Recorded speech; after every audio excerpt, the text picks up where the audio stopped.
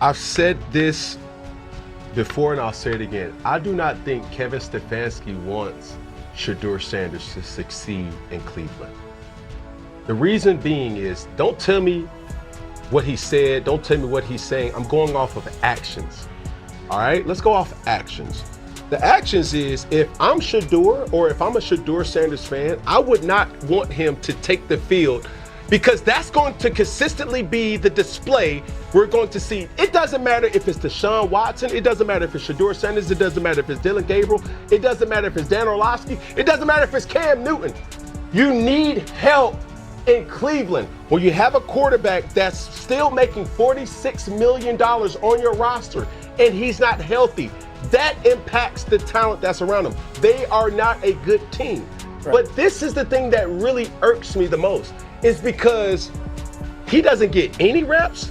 Circa 2015, circa when Cam Newton was the MVP, circa when, hey, my backup for majority of my career was probably the biggest blessing of my career, to have a veteran in Derek Anderson. Ron Rivera still knew, we're one play away, kid, from you not being available. We would have anywhere from 6 to 12 reps in every single practice that allowed Derek to still have an ability to say, hey, if it goes, how it goes. Now granted, some will say, well, Cam, you played the position any different. Well, what is that to say about Brock Purdy? Well, what is that to say about any other quarterback that's here? You plan for the what ifs in this league. If you thought you'd seen chaos in the NFL, think again. Because what happened between Cam Newton, Rex Ryan, and the entire Shedeur Sanders setup wasn't just a disagreement. It was a televised ambush wrapped in ego, pride, and a whole lot of somebody finally said it. This is Spill News, where secrets explode before your eyes, and today's explosion? Oh, it's personal. Picture this. A national broadcast, bright lights, millions watching, and then Cam Newton leans forward, locks his eyes on Rex Ryan, and drops the kind of truth bomb that sends studios into emergency commercial breaks. The internet froze, fans started yelling, analysts started panicking, and in the middle of it all, one name kept echoing louder than all the chaos: Shedeur Sanders. Because if you were in his position, thrown into a storm he didn't create, blamed for a disaster he didn't control, and set up in front of the entire country, what would you do? Stay quiet or snap? The internet couldn't believe it, and you won't either. Some people online even said, bro said too much and they got him. Let's break it all down. And trust me, it gets uglier. From the very beginning, this wasn't just a disagreement, a misunderstanding, or a bad take. This was a pressure cooker waiting to explode. And the moment Cam Newton opened his mouth, you could feel the room shift. You could feel the tension coil around every word. Because the truth Cam was hinting at wasn't soft, wasn't polite, wasn't filtered. It was raw. And when truth is raw, it cuts deep. Especially when the truth is about a young quarterback being thrown into a fire he didn't light. And especially when the coach responsible is pretending everything is fine. Cam Newton didn't walk into that studio to play nice. He walked in to expose something. Something he swore nobody else wanted to say out loud. Something about how Shedeur Sanders was never supposed to succeed that day. Something about how the setup wasn't an accident. It was a pattern. And the moment Cam said, let's talk about actions, the internet felt it. You know that hush before drama pops off? That collective inhale? That moment when fans lean closer to their screens? Yeah, that. Because Cam wasn't talking from theory. He was talking from experience. From bruises. From years of watching backup quarterbacks treated like disposable batteries. And when he dragged the words first team reps across the table, Rex Ryan's face tightened just enough for the cameras to catch it. That micro-expression, that squint, oh. Social media had a field day with it. One user wrote, bro looked like he knew the lie was coming. Another said, Rex swallowed that sentence like it burned going down. And honestly, they weren't wrong. Because the moment Cam brought up 2015, his MVP year, his backup Derek Anderson, and the silent rule every coach knows, the rule that says, your backup is always one play away, the conversation transformed. It stopped being commentary. It became a case study, a breakdown, a subtle accusation disguised as analysis. And Rex Ryan looked like a man who suddenly realized he was sitting across from someone who wasn't holding anything back. Someone who didn't care about hurting feelings. Someone who didn't care about protecting reputations. Someone who walked in with a mission. And that mission was simple. Call out the setup. Because if a rookie quarterback walks onto a field without even one rep of the starters, forget the spotlight, forget the crowd, that's sabotage. Mr. Stefanski to say the first time that Shedeur Sanders had taken a snap with Yes. the starters, with Yeah. the ones, was in this game, is malpractice. At no point in time, and this is what I Yeah. said, Ocho, so at no point in time, so you don't think Dylan Gabriel could possibly get hurt. He can't possibly bring a knee, bring a shoulder, get concussion. There's no possible way anything could possibly go wrong that you want to get Shedeur like one reps with the ones, two reps with the ones. I ain't saying split it 50-50. I understand. And Shedeur, he didn't get one. Not one. Zero. Nothing. Cam repeated it twice. 0 reps. And the whole country felt that sting. Social media exploded instantly. 0? Not even walk-through reps? So, he was supposed to guess the timing? This is insane. But that wasn't even the shocking part. The shocking part was the energy between Cam Newton and Rex Ryan. Rex kept trying to cut him off, trying to reroute the conversation back into safe corporate NFL language. Well, you know, Cam, every team has a structure, but Cam wasn't having it. He leaned in further. He spoke louder. He sharpened his points. And every time he said the name Shedeur, Rex bristled. The body language was undeniable. You could almost feel the temperature in the room rising. Producers in the back, they were watching like it was a car crash they couldn't look away from. One anonymous crew member allegedly whispered, "We might need to cut to commercial if this goes left." And oh, it was going left. Because just when things were starting to heat up, Cam brought up the fans, the stadium, the roar. And that moment, that was the dagger. He described the entire Huntington Bank field, erupting the moment Shedeur stepped onto the turf. Thunder-level noise, hope-level energy, fans standing like they were watching the birth of a legend. And over that sound, that hope, that electricity, Cam pointed out the obvious.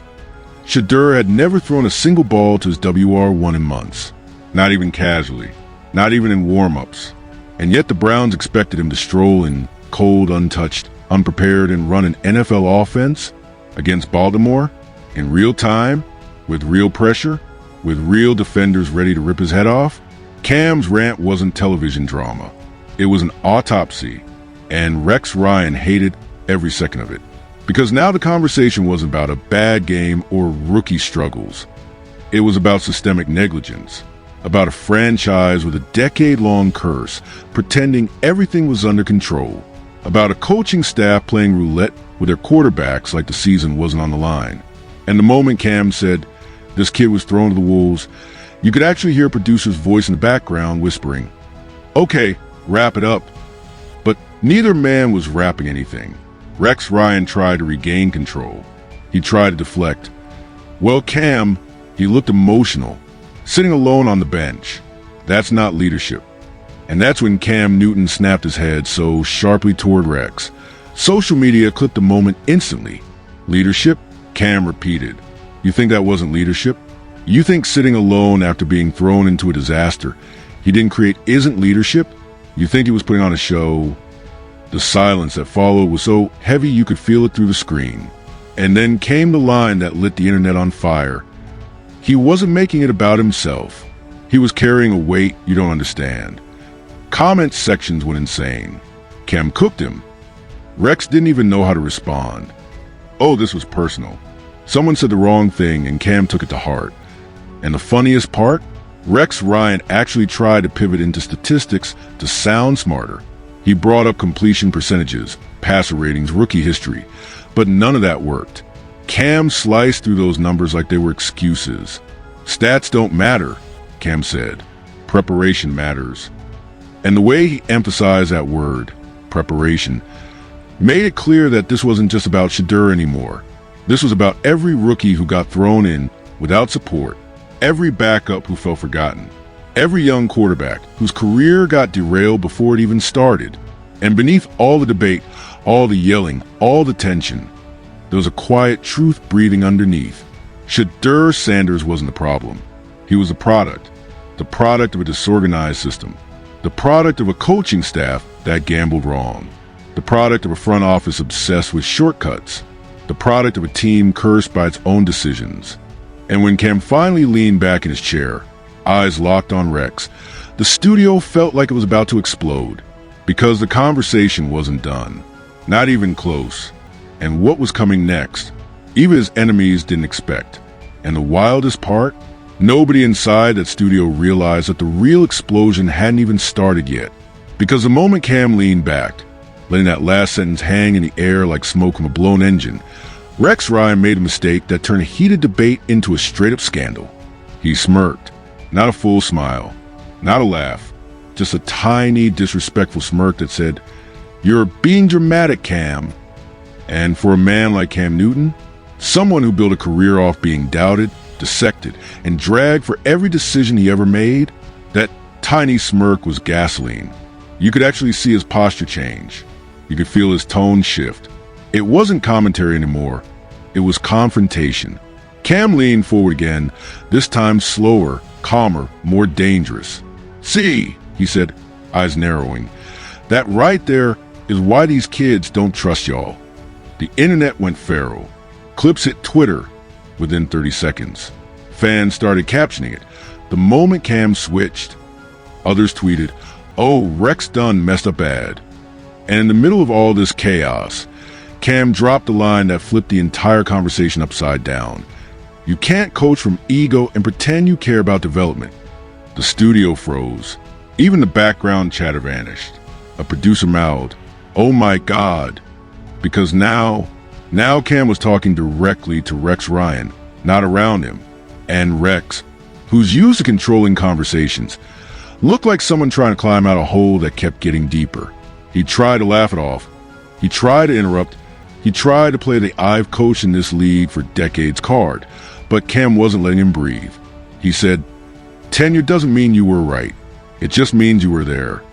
And that was when things truly spiraled, because the conversation shifted from one rookie quarterback to every quarterback Rex Ryan ever mishandled.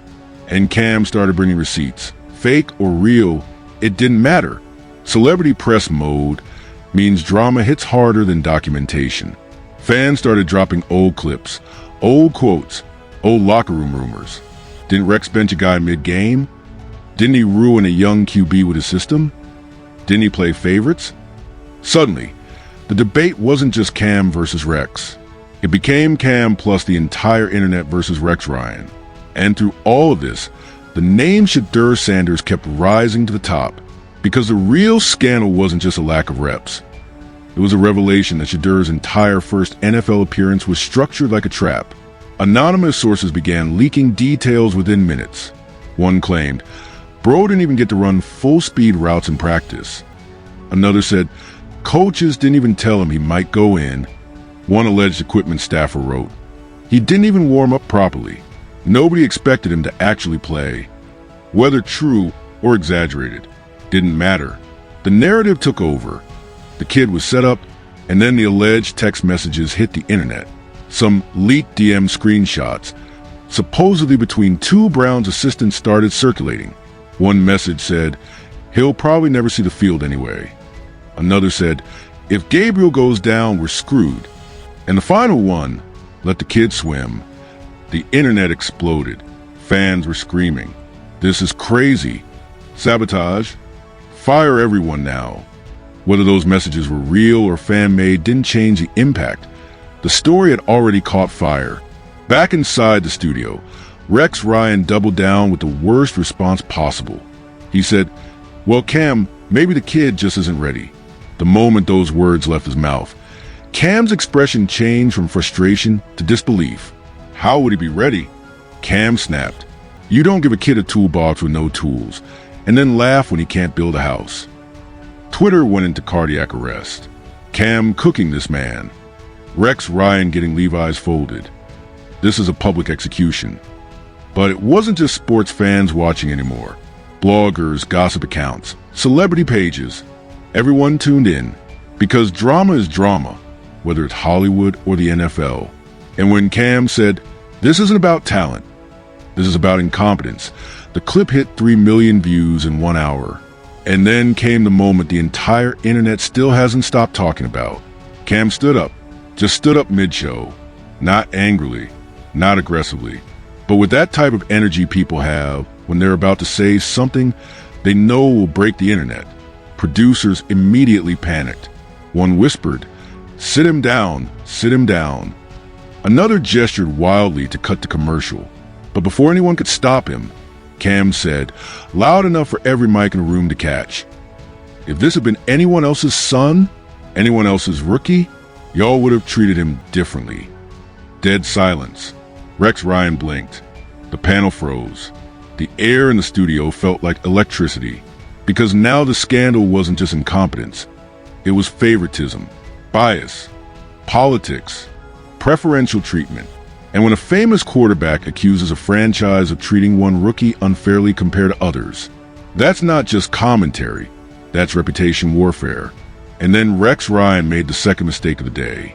He stood up too, not to fight, not to yell, but because he couldn't sit still under the weight of what Cam had just accused him of. And that moment, 2 grown men standing, staring each other down on live television, turned into the screenshot heard around the world. Headlines everywhere. On-air standoff. Cam and Rex face off. Nearly got physical. Producers ran to break. And the best part? The cameras caught a stagehand physically stepping between them in the corner of the frame. The internet rewound that frame like it was a Zapruder film. But even with the chaos reaching boiling point, Cam wasn't done. His voice softened, which somehow made the message hit even harder. "This isn't about ego. It's about responsibility," he said. "Don't you dare blame that kid for what grown men fail to do." And the room cracked, because even people who didn't like Cam Newton felt the truth in that. Even people who defend Rex Ryan knew the line was crossing into something real. And even people who didn't watch football understood what was happening. This wasn't debate. This was a confession disguised as confrontation. This was a man defending a kid who never got a chance. This was Cam Newton telling the world that Shedeur Sanders wasn't failing, he was surviving. And the worst part, this wasn't even the full truth. Because what happened off camera, the leaks, the reactions, the fallout, the whispers from players, that was even uglier. And that's exactly where things were about to go next. Because just when the studio cooled down, just when the commercial break finally hit the tension, just when producers thought the chaos was over, another name came up. And that changed everything. Another name came up. And that changed everything. Because the moment the cameras went dark and the microphones muted, a low voice from off to the side said, "You didn't even talk about what Ozzy heard." Cam stopped mid-stride. Rex's jaw tightened. The producers froze. Because that name, the one whispered like a secret people weren't supposed to hear, wasn't gossip. It wasn't a rumor. It belonged to someone who had been around the Ravens organization for years. Someone who saw things. Someone who knew things. And suddenly, all the tension in the room pulsed like static. Cam turned slowly. "What did Ozzy hear?" he asked. The voice answered. He heard the coaches talking last week about Shedeur, about why they didn't prep him. And just like that, the entire narrative shifted. This wasn't just about reps. This wasn't just about bad coaching. This was about intention, motive, a plan that didn't make sense on paper, but made perfect sense to people who've been around NFL politics long enough to recognize the smell of something rotten. And according to the whispers, the Browns weren't just unprepared. They were divided. Half the staff believed in Dillon Gabriel. The other half privately believed Shedeur should have been the starter from the beginning. And the front office? They didn't want a quarterback controversy. They didn't want a locker room split. They didn't want fans calling for a rookie takeover. So they did the one thing organizations always do when they fear the wrong person might shine too early. They hid him, buried him, kept him far from the spotlight, far from the reps, far from the chemistry. Because if a rookie looks good too soon, the veterans start asking questions. The media starts asking questions. And the fan base becomes uncontrollable. It wasn't sabotage. It was suppression. At least That's what the anonymous voices were suddenly whispering. Cam's face changed. Not anger, not shock, something colder, something heavier. Because this wasn't about football anymore. It was about politics. And when football mixes with politics, careers get broken in silence. Cam knew that too well. Rex knew that too well. And Shedeur? He was learning it the hard way. Rex Ryan tried to defend it. Every team protects their investment, he muttered. Half to Cam, half to himself. And Cam responded with a sentence so sharp it made one of the interns gasp. Protecting is one thing, lying is another. That sentence alone should have been the end, but it wasn't, because another crew member, shaking, nervous, definitely not supposed to speak, said, "There's more, a lot more." And when Cam demanded to know what more meant, the answer was the kind of thing only celebrity press knows how to unpack. There were complaints from players, receivers. They told coaches Shedeur wasn't ready because they'd never worked with him. They said it wasn't fair to them either. They said they felt set up to fail too. So this wasn't just Shedeur's nightmare. It was a team-wide disaster package as an opportunity. And then came the most heartbreaking part, something nobody saw coming. A player, whose name the source refused to reveal, reportedly said, "The kid apologized to us after the game. He apologized, like he did something wrong." That single detail crushed the internet when it leaked. Screenshots of the quote went viral. People were posting crying emojis. Fans wrote, "He didn't deserve this." Another said, "Imagine apologizing for not succeeding at something they never let you practice." And it was in that moment that Shedeur, the kid who walked in with swagger, with confidence, with the entire nation hyping him, suddenly became something else. A victim in a system bigger than him. A system that had no mercy. A system that didn't care.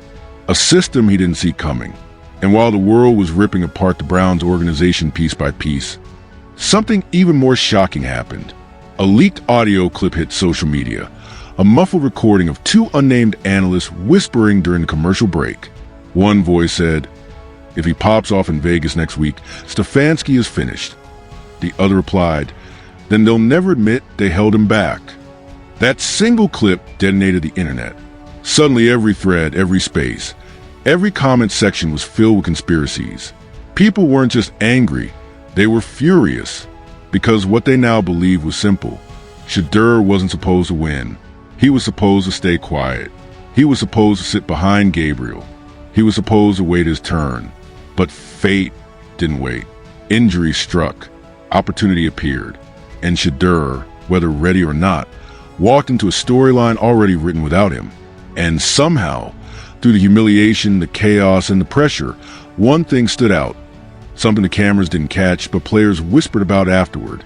He didn't yell. He didn't panic. He didn't blame anyone. He sat quietly, breathing, processing, not sulking, surviving. One player later said, "He looked like someone carrying 10 people's mistakes at once." Another said, "It was like he knew the fallout was coming." But even that wasn't the final twist. Because hours after the broadcast ended, hours after Cam and Rex walked out without speaking to each other, hours after fans tore the internet apart with theories, a single report dropped from an anonymous insider. Shedeur has been practicing the full playbook. Alone, at night, with no receivers, no coaches, just him. And that image, that young quarterback alone in a silent practice bubble, running plays to empty air, became the symbol of the entire scandal. Fans reposted it with captions like, "This is dedication. This is pain. This is what they didn't show you." But then came the last blow. The Browns front office released a statement, a carefully worded, perfectly polished, corporate shielded statement. "We have full confidence in our quarterback room and stand by our preparation process." The internet immediately called a lie. Some players allegedly laughed out loud when they saw it. And Cam Newton? He posted one sentence on his story, "Y'all know what really happened." And that was enough. Because even though the cameras had stopped rolling, even though the yelling was over, even though the studio had finally gone quiet, the truth didn't fade. It lingered. It grew. It spread. And like every great scandal, it left behind one haunting question. One question that would define everything that happened next. If the people in charge failed him once, who's really going to protect him in Vegas? Because Shedeur Sanders wasn't the problem. But now, he was a threat. And threats never vanish. Not in this league. Not in this business. Not in this story. And now that the dust has settled, the shouting has stopped, and the internet has finally taken a breath, you have to ask yourself, what did we really witness today? Was it just a heated on-air argument? Was it just Cam Newton calling out another analyst? Or was it something deeper? Something the league hoped you wouldn't notice? Because behind every smirk, every deflection, every "he's not ready" excuse, there was a truth nobody in power wanted to admit. A truth the cameras caught only in fragments. A truth that leaked out in whispers, side glances, and the kind of tension even commercial breaks couldn't hide. And now that you know the full story, the question becomes, what do you think really happened here? Was Shedeur Sanders truly unprepared? Or was he deliberately kept unprepared? Was this just coaching negligence or a quiet, calculated choice to protect the wrong people? Did Cam Newton step out of line? Or was he the only one brave enough to say what everyone else was too scared to admit? Because this isn't the kind of story that ends neatly. This isn't the kind of scandal that fades overnight. This is the kind of mess that grows legs. The kind of truth that refuses to stay buried. The kind that explodes again the moment Vegas kicks off and Shedeur steps onto that field with the world watching. So I want you to tell me, right now, in the comments below, who's really at fault? Who really failed this kid? And what do you think happens next? Make sure you hit that like button, drop your thoughts, and subscribe, because this story isn't ending anytime soon. In fact, the next chapter is already brewing. This is Spill News, where secrets explode before your eyes.